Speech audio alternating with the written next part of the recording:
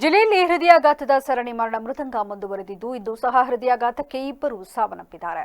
ನಗರದ ಸಿದ್ದೇಶ್ವರ ನಗರದ ನಿವಾಸಿ ಗೋವಿಂದ ಮೃತ ವ್ಯಕ್ತಿ. ಆಟೋ ಚಲಾಯಿಸುವಾಗ ಎದೆ ನೋವು ಕಾಣಿಸಿಕೊಂಡಿದ್ದು ಕೂಡಲೇ ಎಚ್ಚೆತ್ತ ಅವರೇ ಆಟೋ ಚಲಾಯಿಸಿಕೊಂಡು ಜಿಲ್ಲಾಸ್ಪತ್ರೆಗೆ ದೌಡಾಯಿಸಿದ್ದಾರೆ.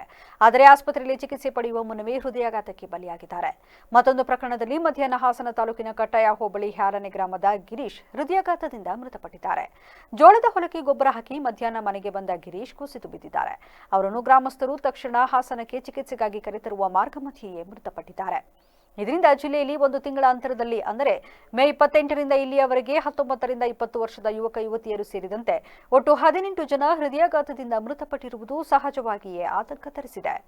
ಊಹಿಸಿಕೊಳ್ಳಲು ಆಗುತ್ತಿಲ್ಲ, ಅರಗಿಸಿಕೊಳ್ಳಲು ಆಗುತ್ತಿಲ್ಲ.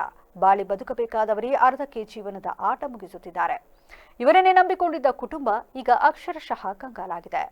ಅದರಲ್ಲೂ ಜಿಲ್ಲೆಯಲ್ಲಿ ಹೃದಯಾಘಾತ ಬೆಂಬಿಡದ ಭೂತದಂತೆ ಕಾಡುತ್ತಿರುವುದು ಆತಂಕವನ್ನ ಇಮ್ಮಡಿಗೊಳಿಸಿದೆ.